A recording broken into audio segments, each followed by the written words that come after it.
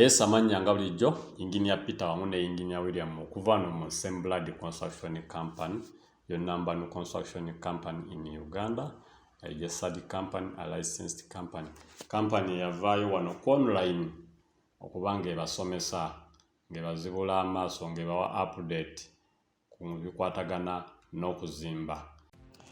Yes, once again, Engineer Peter wamu ne Engineer William okuva no mu Same Blood Construction Company.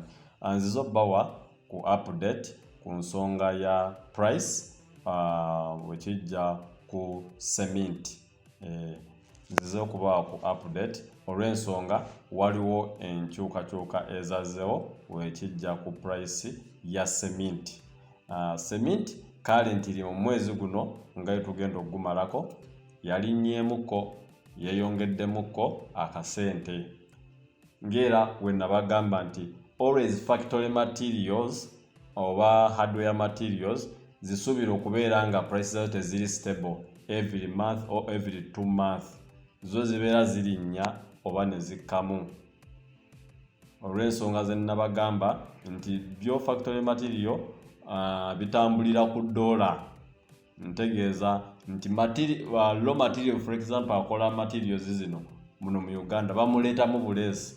So bamujjako omusolo nga waleeta raw material akola materials zino ze tukozesa.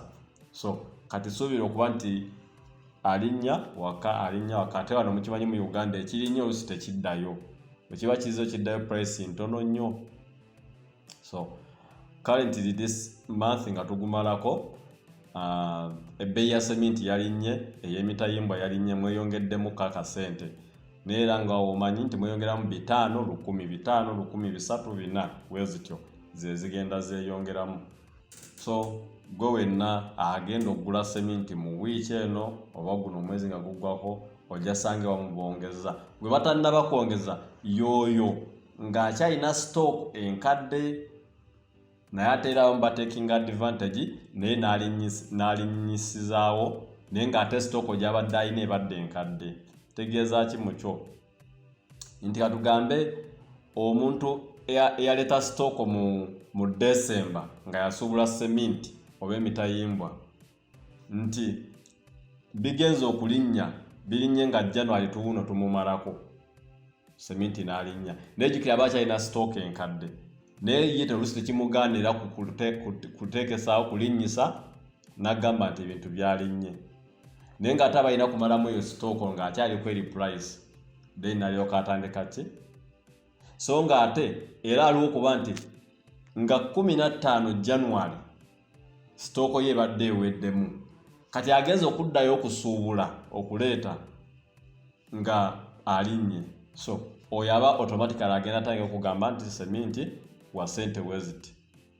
Okay? Kati saa zino gw'osanga akyali ku sente enkadde nga tannaba kulinnyisa sente abeera akyali ku stock nga badde akyalina stock enkadde. Oba ye nga yakirowoolezawo nti yakibalirawo yafuna update nti wiiki nga 2 okuva kati oba omwezi gumu okuva kati ebintu bigenda kuba birinnye na stockingira ddala ekikola ki ekiwerako. So simanye obaako mukategedde nti gwe saa zino oyinza gamba ye ebintu birinnye naye nga nze bakyanguliza kwemu aba akyali ku stock nkadde. Naye omuntu eyasuubudde eggulo yaleese eggulo cement mu hardware ojja kwesanga ye agulidde ku stock ku price empya kati eriwo. So ekyo njalamu mukimanye nti always factory material price zirinnya, expect okubeera nga zirinnya buli mwezi after 2 months oba 3 months oba 1 month. Era naawe gwe asonda ng'oteeka sente ku hardware njagala kino okimanye nti price essaawa gy'otandikiddeko okuteekayo sente n'obudde bw'olituuka okuggyirayo material oyo ebiseera ebisinga hardware zikuweera ku price eyo eba eriko essaawa eyo. Nti cement essaawa zino waba ali $3 then w'ogenda mu December guno mwaka nga guggwako ng'ali mu $3,600 era bajja kukuweera bajja kukwata sente zo nti olina million mmeka zo savings nti 2 badividingemu ensaawa za cement ku price eyo eba eriko kubeera gwaba astockinze otherwise abamu bamanyi kale okusalirako ne bagamba since sente obadde wateekayo dda sente zo ate bali tukozesa sente zo then okay katukulekereyo ku price enkadde, naye abamu batwalira kweyo price eriwo yennyini current price. So kyenyinza okubagamba bwe kijja ku nsonga ya material ono naddala ava mu hardware expect okubeera nga akyuka mu price. Kati guno omwezi tugumaliddeko nga oba tugenda okugumalako nga cement yeeyongeddemu akabeeyi. For example, toro cement abadde wesatu abadde bamutunda 3 kati bamutunda 3.5. Abamutunda 3.25 kati bamutunda 3.3. Bamutunda 3.5 bamutunda 3.4.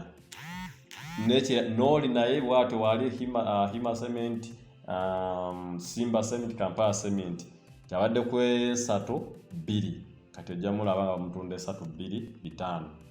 So range eba ya sente si nyingi, nusu 10 ku nusu 5. N'emitayimbwa nti ogibadde ogw'2.8 kati guli ku 2.3.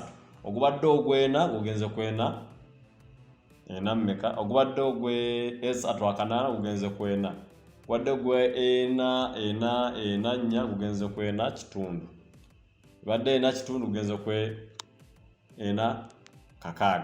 So nusu 10 ku nusu 5 zeeyongeddemu.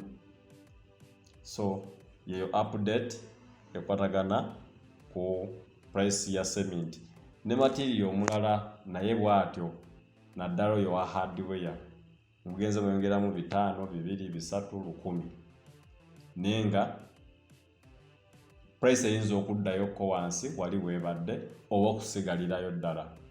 Ekyo mukimanyi bulungi wano mu Uganda nga wekibeera nti ekirinya tekikka, kiba kisseemu katono. So that is it. Emitayimbwa babulidde price. Kyekirala awe kiri common ennyo amabaati kategula 7 kitundu 7.4 gano agafa gana amalala agali common ennyo super eco 5 10 2. So sumaali egyo mugimanyi price yajo. So that is it. Ebisigadde nja kubibaleetera mu full video tubigende into deep kimu ku kimu naddala ebyo ebisinga okubeera ebikulu ennyo wekijja ku building material. Nakubamba kumyano engineer Peter okuva no Kusembula Construction, your number 1 construction company. Mbagala nnyo. See you next time. Bye bye.